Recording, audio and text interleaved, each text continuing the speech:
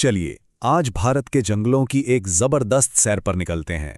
एक ऐसी दुनिया जहां राजसी बाघों से लेकर बर्फीले पहाड़ों के तेंदुओं तक और घने जंगलों से लेकर विशाल गैंडों तक प्रकृति के अनगिनत रंग देखने को मिलते हैं। तो चलिए भारत के कुछ अद्भुत वन्य जीवों से मिलते हैं जिन्हें बड़े प्यार से संभाला जा रहा है। ये देखिए, ये है हिमालय की ऊंचाइयों पर रहने वाला शानदार स्नो लेपर्ड। बहुत ही मुश्किल से नजर आता है ये। और ये तो है बंगाल टाइगर, हमारे जंगलों की शान, हमारी ताकत का प्रतीक। और इनको देखिए, एक सींग वाला गेंडा। ये इस बात का जीता जागता सबूत है कि अगर हम चाहें तो किसी भी जीव को विलुप्त होने से बचा सकते हैं। तो आज हम यही समझने वाले हैं कि भारत में इन जीवों को कैसे बचाया जाता है, नेशनल पार्क और वाइल्ड लाइफ सैंक्चुरी में आखिर फर्क क्या है, और साथ ही चलेंगे भारत के कुछ सबसे मशहूर पार्कों की सैर पर। तो सवाल ये है कि इन सभी कमाल के जीवों को बचाने के लिए क्या किया जा रहा है। असल में एक बहुत बड़ा और मजबूत नेटवर्क बनाया गया है। चलिए देखते हैं ये कितना बड़ा है। पूरे भारत में पता है कितने नेशनल पार्क हैं? 107। ये देश की कुल जमीन का करीब 1.35% हिस्सा है। और कहानी यहीं खत्म नहीं होती। इसके अलावा 574 वाइल्ड लाइफ सैंक्चुरीज भी हैं, जो सुरक्षा कवच को और भी ज्यादा मजबूत बनाती हैं। यहाँ एक बड़ी दिलचस्प बात है। भले ही नेशनल पार्कों के नाम ज्यादा सुने हों, लेकिन अगर कुल एरिया की बात करें तो वाइल्ड लाइफ सैंक्चुरीज उनसे लगभग 3 गुना ज्यादा जमीन को कवर करती हैं। इस चार्ट में ये साफ साफ दिख रहा है। अच्छा, एक सवाल जो अक्सर लोगों के मन में आता है कि एक नेशनल पार्क और वाइल्ड लाइफ सैंक्चुरी में असल में फर्क क्या होता है। चलिए आज इस कंफ्यूजन को दूर करते हैं। अक्सर लोग इन दोनों को एक ही चीज समझ लेते हैं, तो फिर वो क्या चीज है जो एक नेशनल पार्क को वाइल्ड लाइफ सैंक्चुरी से एकदम अलग बनाती है? आइए इसके बड़े अंतरों को समझते हैं।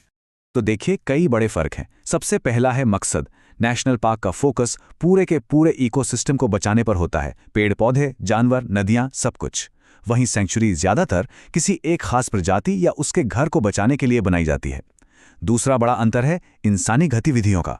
नेशनल पार्क में नियम बहुत सख्त होते हैं, कोई भी इंसानी गतिविधि अलाउड नहीं होती, जबकि सैंक्चुरी में कुछ हद तक और नियमों के साथ थोड़ी बहुत छूट मिल जाती है। फिर आती है बाउंड्री की बात। नेशनल पार्क की सीमाएं एकदम पक्की होती हैं, जिन्हें बदलना लगभग नामुमकिन है। कानूनी तौर पर भी नेशनल पार्क को सबसे ज्यादा प्रोटेक्शन मिलती है।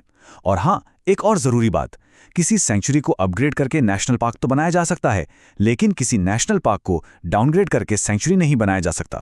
तो चलिए, अब जब नियम कानून समझ आ गए हैं, तो क्यों ना भारत के कुछ सबसे शानदार पार्कों की एक वर्चुअल सैर की जाए। देखते हैं कि हमारे देश में कितनी जबरदस्त विविधता है। हमारी पहली मंजिल है सुंदरवन। जरा सोचिए, ये दुनिया का सबसे बड़ा मैंग्रोव जंगल है। पानी और जमीन के बीच बसी एक बिल्कुल जादुई दुनिया। सुंदरवन को यूं ही यूनेस्को ने वर्ल्ड हेरिटेज साइट का दर्जा नहीं दिया है। यहाँ के बाघों की तो बात ही निराली है। वो पानी में तैरने में भी माहिर होते हैं। ये जंगल सिर्फ जानवरों का घर नहीं है, बल्कि समंदर से आने वाले तूफानों के लिए एक ढाल का काम भी करता है। और हाँ, यहाँ घूमने का असली मजा तो बोट सफारी में ही है। चलिए, अब सुंदरवन के पानी वाले जंगलों से निकलकर सीधा चलते हैं राजस्थान के सूखे और शाही इलाके की तरफ। ये है रणथंभौर, जहाँ का माहौल, नज़ारा, सब कुछ एकदम अलग है। अगर किसी को बाघ देखने का शौक है, तो रणथंभौर से बेहतर जगह शायद ही कोई हो।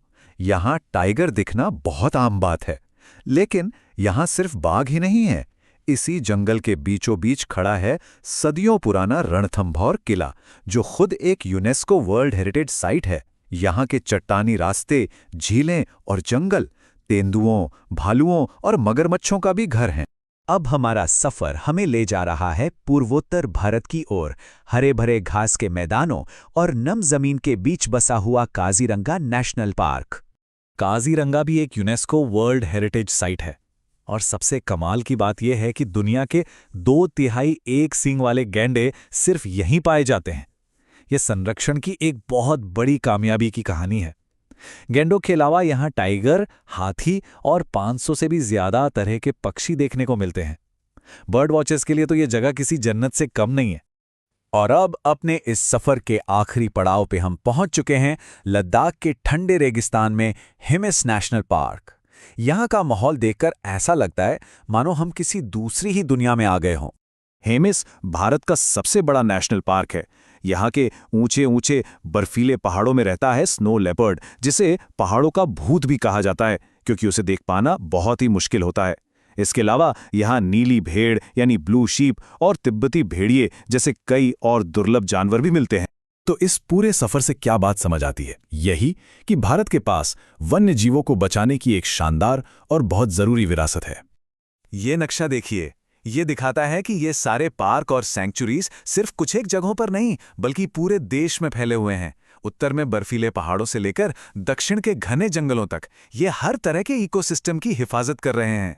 और ये बात समझना बहुत ज़रूरी है कि ये नेटवर्क सिर्फ हमारा राष्ट्रीय खजाना नहीं है, ये पूरी दुनिया की बायोडाइवर्सिटी के लिए एक बहुत मजबूत किला है।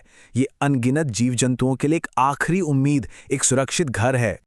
और अंत में ये एक बड़ा सवाल हमारे सामने खड़ा होता है, जैसे जैसे दुनिया तेजी से बदल रही है, हम ये कैसे सुनिश्चित करें कि ये जंगली दुनिया ना सिर्फ बची रहे बल्कि आने वाली पीढ़ियों के लिए और भी ज्यादा फले फूले। इस पर सोचना और काम करना ये हम सब की जिम्मेदारी है।